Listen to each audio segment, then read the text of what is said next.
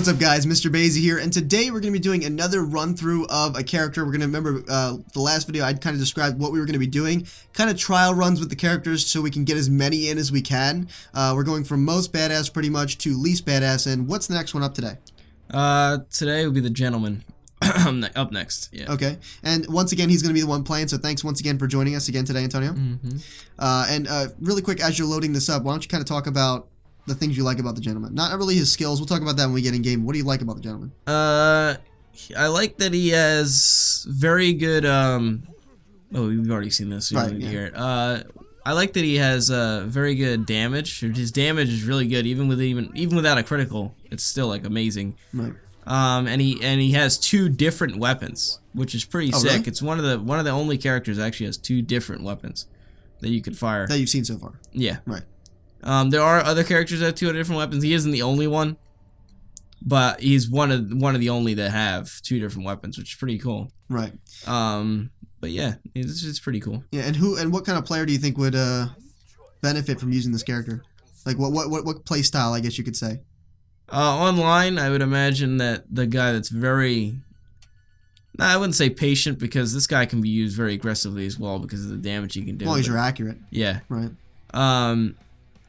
But I would say it's probably not the most interesting gameplay, just sitting in the back and sniping kids. Right. Yeah. Right. Really quick before we start this, if you want to see the actual missions for what they are and the full playthrough of them, you can see both of them. I'll leave them in the outro at the end of this video as well as in the description, because we'll be mainly doing this as more of a trial run. And wow, you just like ran right through that. Almost.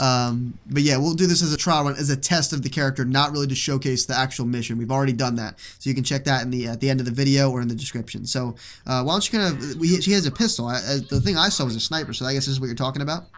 Yeah. So basically, he has a pistol when you don't aim in, and when you aim in, he switches to a sniper rifle.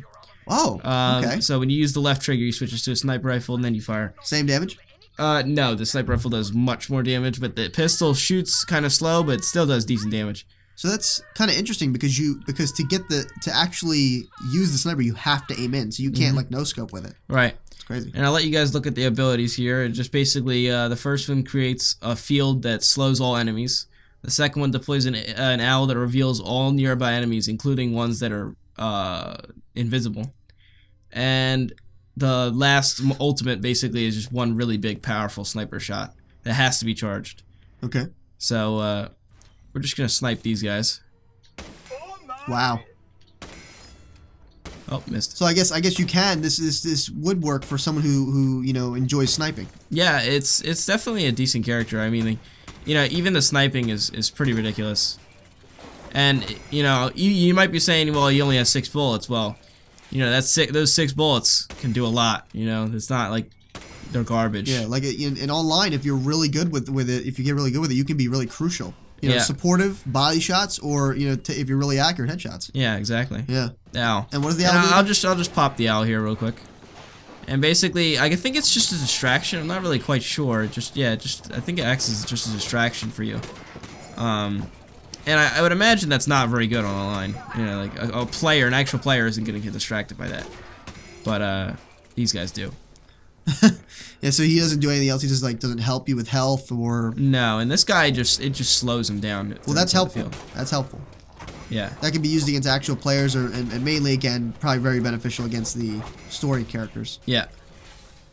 But I'm seeing very, high damage with this guy. Like he's definitely not bad. Yeah, and he's definitely a pimp with his bitch slap. Oh yeah. His bitch slap. Pop, pop. Oh man. How many times do I have to slap you to give me my money? Oh, 1, 2, 3 times. Wow, does it actually do a lot of damage too? It actually does pretty decent damage because you can swing it so fast. But yeah, can you do it back and forth again and again? No, it's only 2 times. Then you have to wait. Right. I don't know how I'm not gonna. There you go. And that guy dropped. You were hitting the freaking neck. Yeah, I was hitting the neck and it was a critical, but then I was hitting his head and it wasn't a critical. Right. I hate hitting the shield there. Hitting the shield kind of sucks. The good thing about this is if you're someone who kind of likes to sit back and play the game, you don't like to be right up in their face. There's different play styles. Yeah. You don't. Whoa. Did you take him out? Yeah, I took him out. Seems like the critical's in their neck. Yeah, that doesn't look like their weak spot. Their body is so massive, and then the neck is equally massive, but just not as big as the body.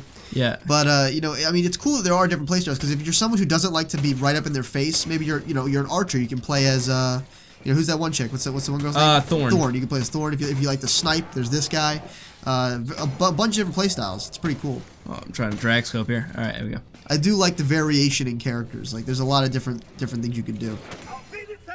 And do any of his things pierce like the arrow girl? No, I don't see any skills in his tree that pierce. And I was really upset. I was like, wow, that would be sick. Collaterals, yeah. That would be sick. But no, you can't. Are you sure it doesn't do it by default? No, it does not do it by default. Okay. Numerous times I've lined up enemies and it didn't do anything. Okay. So unfortunately, that's not a thing. But that's something they should think about adding. yeah, it's really good. I mean, then again, this guy's already good enough. Right, but I mean, collaterals would be cool. Yeah. Would you say in terms of damage, Thorn is just as good? No, this guy is definitely better, and not only that, but he could scope in. And you don't have to lead your shots. Yeah, you don't have to lead your shots. Right. Yeah, where Thorn and like characters like Orendi, you do have to lead your shots. Come on, where's your critical? Is that the boss? No, there we go. There's your critical.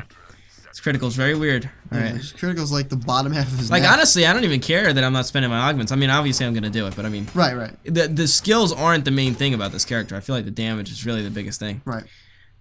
Here, this is one skill I always pick up, which reduces the Blind Bane's recoil, which allows you to get pretty much double dinks without having to pull down. What was the other one? Just so that everyone The other one, it was zoom range, which I don't think is useful because the zoom is already good enough. Right.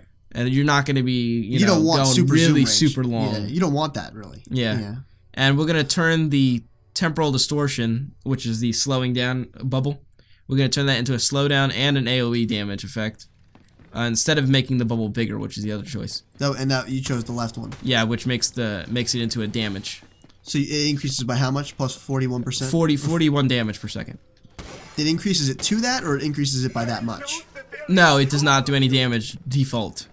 That skill adds damage so that it does damage at the same time, as well as slowing them. Okay, well that's more useful then. Yep. Yeah. And so here comes the first character, so this is kind of where we're going to end it. And we know we're just going to go to the first boss. Right, first boss is where we're going to end it. We know that's a bit short, but we do want to get as many characters in as possible. So hopefully that's okay with you guys. I think it's a good trial run based on the first character we did, who was what? What was that girl's name? Gladia. Gladia, who was the really, really overpowered one. Yeah. Now, I just love that this is like the one place you can stand where you don't get any. How much damage do you take if you actually stand in front of that? I think it's like 500 or something like that. Oh, so quite a bit. Yeah. Oh. And that goes right to your health, or does it? I think it just goes to your shield first. Okay. Also, one thing to note, this guy's range to deploy is not very big. Like, the owl is pretty big. As you can see, it came out of the hat, but the thing, you see there's a limited range. A lot better than Thorn, though. Yeah.